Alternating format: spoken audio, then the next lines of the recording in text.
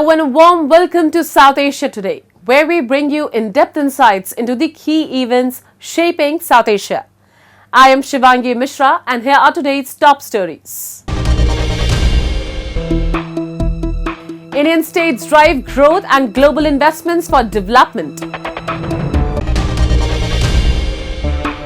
Thousands of teachers in Nepal protest over delay in endorsing education bill.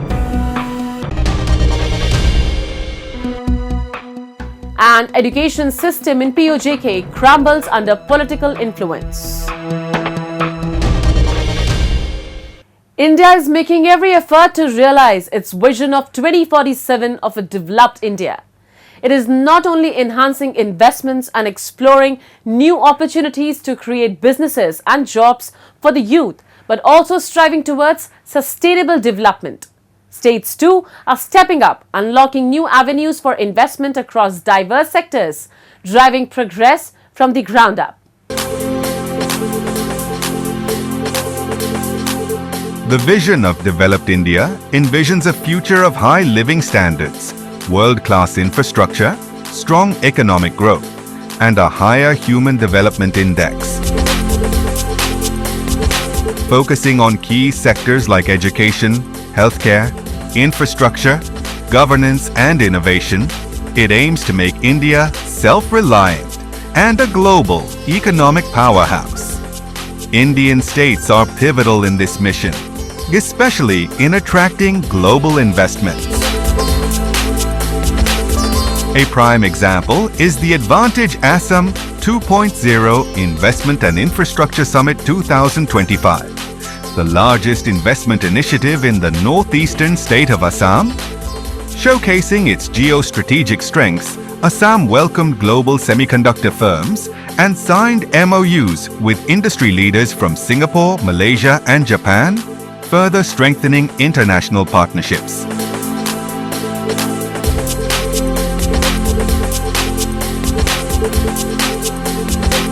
मुझे गर्व है कि असम सेमीकंडक्टर मैन्युफैक्चरिंग में भी भारत के एक महत्वपूर्ण सेंटर के रूप में विकसित हो रहा है। कुछ महीने पहले असम के जागीरोड में Tata semiconductor assembly and test facility की शुरुआत हुई है। ये प्लांट आने वाले समय में पूरे नॉर्थ ईस्ट में टेक्नोलॉजिकल ग्रोथ को प्रमोट करने वाला है।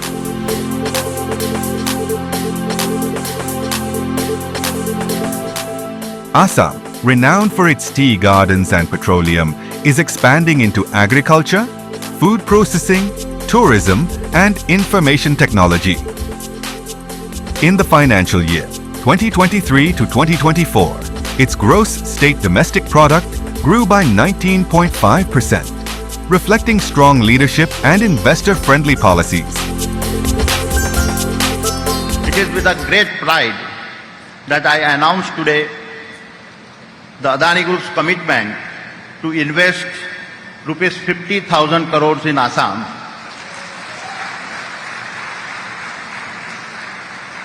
Our investments will span across airports, aerocities, city gas distributions, transmissions, cement and road projects. India's states are driving progress, with the Global Investors Summit 2025 in Bhopal positioning Madhya Pradesh as a global investment hub. The two-day event saw agreements worth $370 billion signed across diverse sectors, marking a significant step toward fostering international business collaboration.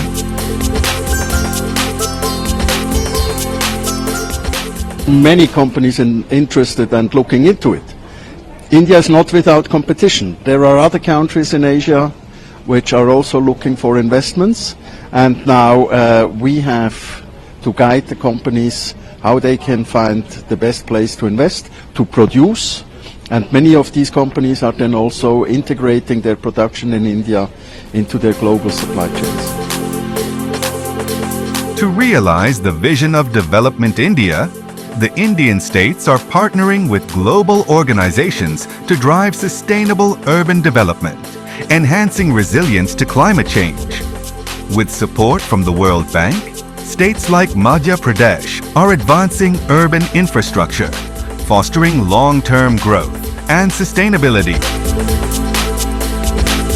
I was privileged to have a meeting with the Honorable Chief Minister and the Chief Secretary, and we talked about how our support has helped move the urban agenda in 30 urban local bodies and 9 cities, where through our urban development project we've been able to help connect 400,000 people to urban water supply and sanitation, and another 170,000 people will be connected soon.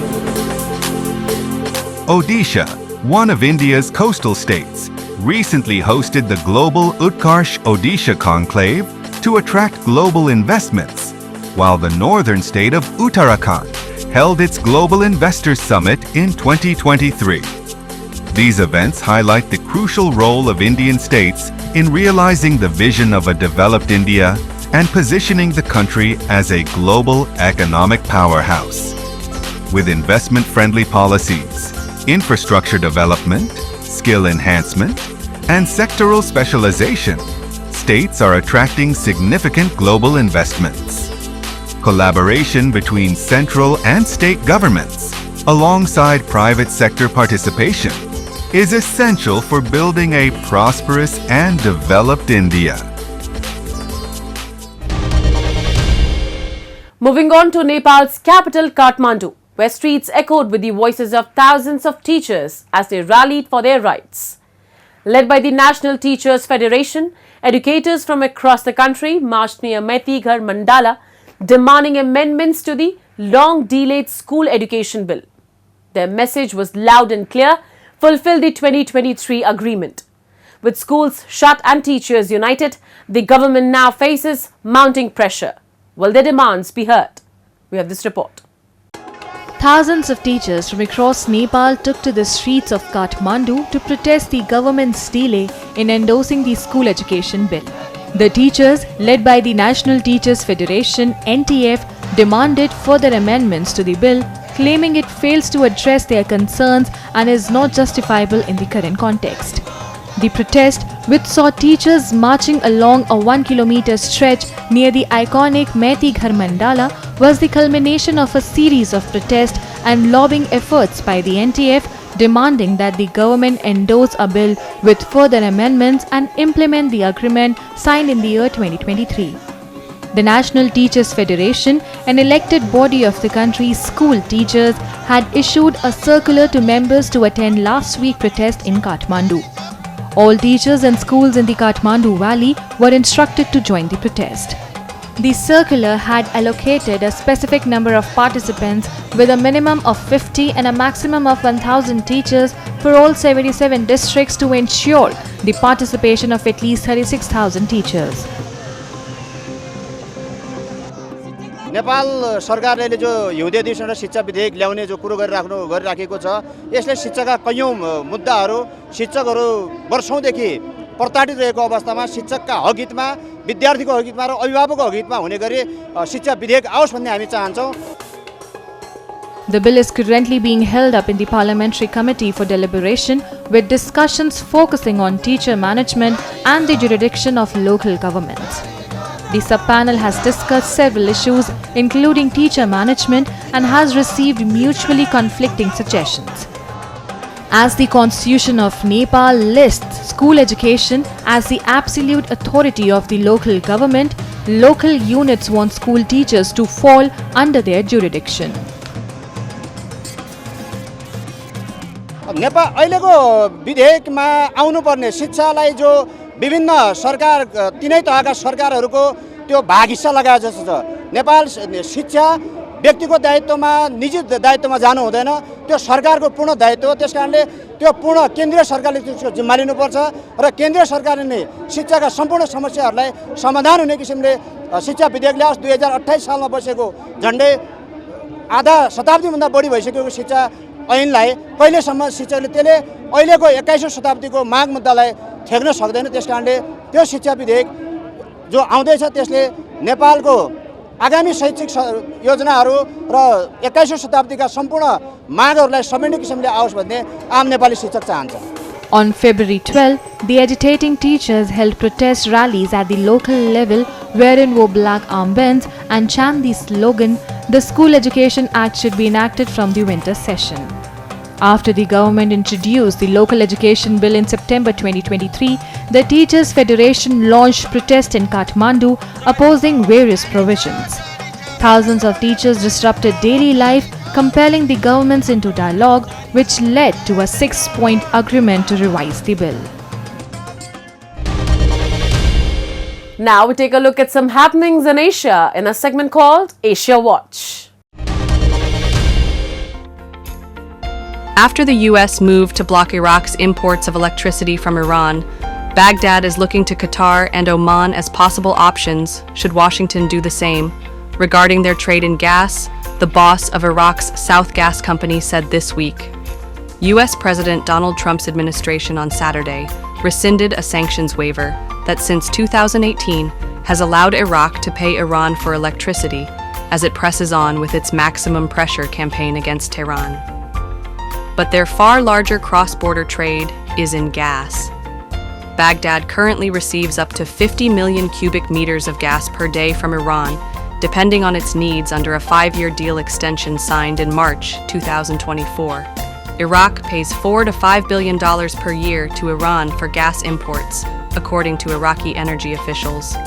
Iraq's electricity minister said the potential loss of gas imports from Iran would reduce Iraq's daily electricity output of 27,000 megawatts by a third. To mitigate the impact of a potential loss of Iranian gas imports, Iraq will lease a floating liquefied natural gas (LNG) terminal. Korean Air this week launched new aircraft livery and corporate branding that will be introduced across the company as it combines with South Korean rival Asiana Airlines 020560.KS to become one of Asia's biggest carriers. South Korea's largest airline in December completed a $1.3 billion acquisition of 2/3 of Asiana, which will be run as a subsidiary until January 2027, when it will integrate under the Korean Air name and corporate identity. Korean airplanes will now sport the word Korean instead of Korean Air in a larger, modernized, simplified dark blue font, and the top half of the fuselage will be painted light blue with a new metallic effect. The new tail design features a simplified taeguk in dark blue only, and the first plane with the refreshed livery is a Boeing BAN 787-10 that was delivered last year.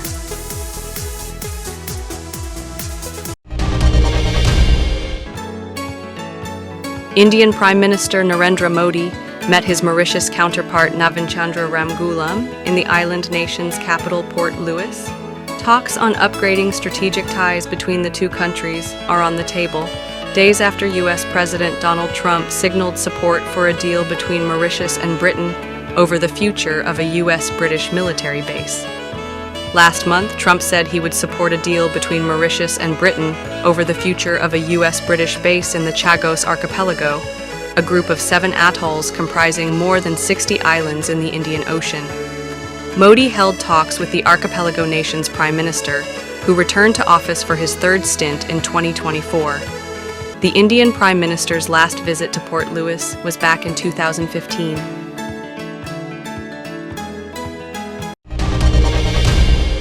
Corruption in Pakistan-occupied Jammu and Kashmir has crippled the education system.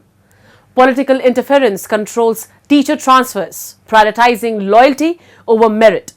Government schools suffer from poor resources, while private institutions thrive. Families are forced to pay high fees, sacrificing for a better future. With no accountability or reform, the cycle of corruption continues, damaging the future of an entire generation. We have a report. The education system in Pakistan-occupied Jammu and Kashmir is in a state of crisis, with political interference worsening the situation.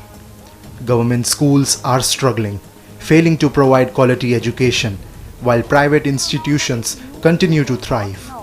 The stark divide between these schools is alarming, leaving families disillusioned. सरकारी और तालीमी इदारों में सबसे बड़ा फ़र्क ये है कि सरकारी तालीमी इदारों में सियासी मुदाखलत की वजह से वहाँ पे नताइज जो है मतलूबा वो हासिल नहीं होते। तो प्राइवेट तालीमी इदारे जो हैं उनमें सियासी मुखालफत, सियासी मुदाखलत भी नहीं है, सियासी मुखालफत भी नहीं है। जो भी बच्चा दाखिल होता है वहाँ पे पढ़ाने वाले असातिज़ा जो है और जो फीमेल स्टाफ है या मेल स्टाफ है वो तालीमी एतबार से तो इतने ज़्यादा पढ़े लिखे नहीं होते, लेकिन मेहनत वो ऐसी कराते हैं कि निजी तालीमी इदारों के नताइज जो है वो इस वक्त बहुत ही हौसला अफ़ज़ा हैं। और वालिदैन इन नताइज की वजह से वालिदैन भी तरजीह देते हैं कि अपने बच्चों को प्राइवेट तालीमी इदारों में दाखिल कराएँ, इसलिए कि वहाँ पे नताइज अच्छे आ रहे हैं, बच्चे वहाँ पे अच्छे नंबर लेते हैं। छोटी क्लासों में तो प्राइवेट स्कूल वाले थोक के हिसाब से नंबर ले लेते हैं। Ironically, even government teachers prefer private schools for their own children.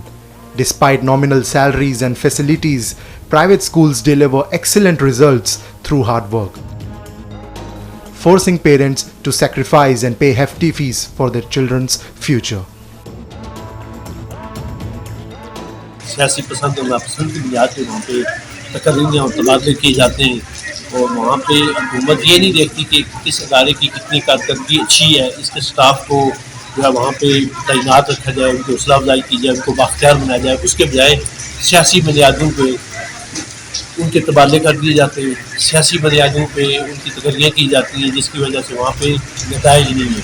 तो उस्ताद जो है वो NTS करके वो आता है, NTS का टेस्ट पास करके आता है, वो भी मजबूर होता है कि किसी न किसी सियासी रहनुमा के साथ अपना ताल्लुक़ रखे। और ख़ासकर जो मौजूदा हुकूमत हो उसके जो वज़ीर तालीम हो उनके साथ करीबी ताल्लुक़ लाजमी रखे। अगर करीबी ताल्लुक़ नहीं होगा तो उसको दूर भेज दिया जाएगा घर से। Corruption within the administration fuels personal agendas and profit, leaving education in ruins. In government schools, teacher transfers are based on political favoritism, not merit. Teachers fear being relocated to distant areas if they don't align with the ruling party, forcing them to prioritize connections over competence. This system undermines the integrity of education. तालीमी board Mirpur जो है आज उसको बने 50 साल से ज़्यादा अर्सा हो गया, बल्कि 60 साल के करीब हो गए होंगे।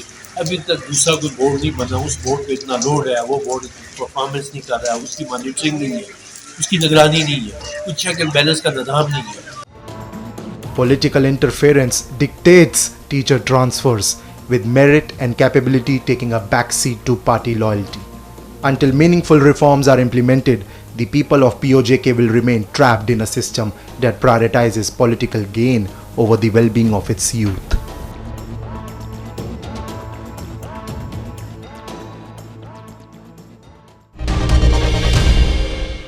Now let's head to the heart of India, New Delhi, where vintage car and bike enthusiasts came together for a breathtaking rally. Showcasing their meticulously restored classics, these passionate collectors turn the streets into a rolling museum of history and craftsmanship. With engines roaring and elegance on full display, the rally was a true celebration of automotive heritage.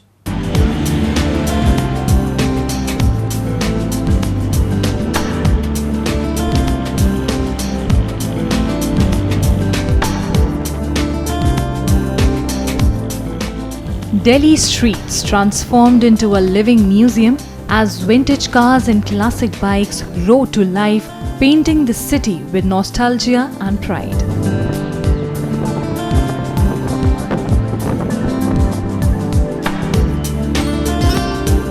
As part of the prestigious 11th 21-gun salute conquers the elegance, Asia's premier vintage car show, the Grand Parade captivated car lovers and history enthusiasts alike. But the true magic was not just in the gleaming chrome or roaring engines. It was, in the eyes of those who have cherished these rare classics for generations, proudly showcasing their timeless beauty to the world.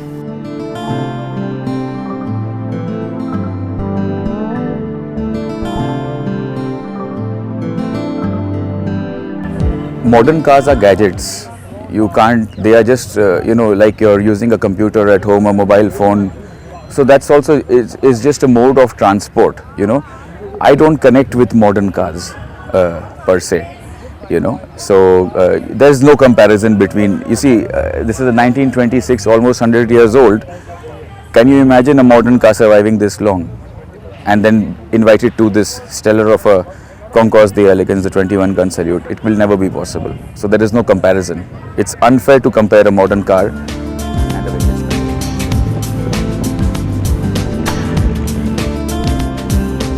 From roaring engines to exquisite craftsmanship, the event was a feast for the eyes. Every polished exterior and close-up detail brought the golden age of automobiles back to life in stunning fashion. For the jury, it was more than just mechanical perfection. It was about the deep emotional connection to automotive history, where each classic told a story of passion, legacy and timeless elegance. I prefer a preserved car. For instance, last year in Pebble Beach, the most important concours d'elegance in the world, the winner was a very ugly car, if you say, not restored at all, but preserved in their real condition.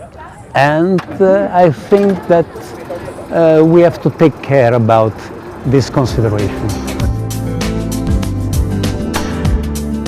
Meet Daman Thakore, a passionate businessman and traveller from Ahmedabad, who marked his 50th birthday with a unique expedition. He drove from Mumbai to London in his beloved 73-year-old vintage car Lal Pari, a 1950 Morris Garage's white type.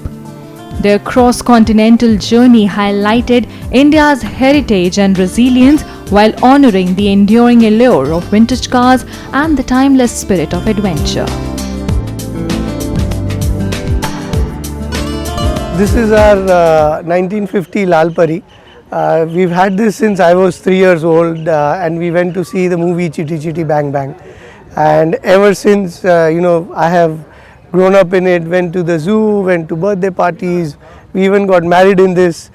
And it was so special to us that we thought, why not drive it back to where it was born. And, being a British make, we drove this all the way from India to Abingdon. We did this as a family because it's a family car and, it's part of our family. As the engines roared and the vintage cars gracefully made their way back, the event left an indelible mark. These classics automobiles are not merely relics of the past, but masterpieces of craftsmanship, passion and timeless elegance. The 21-gun salute conquers the elegance not only honored the rich heritage of automotive excellence, but also ensured that its legacy continues to inspire generations to come.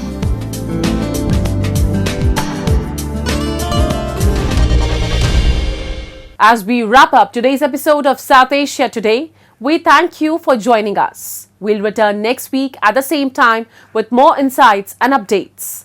This is Shivangi Mishra signing off on behalf of our entire team. Until then, stay safe and goodbye.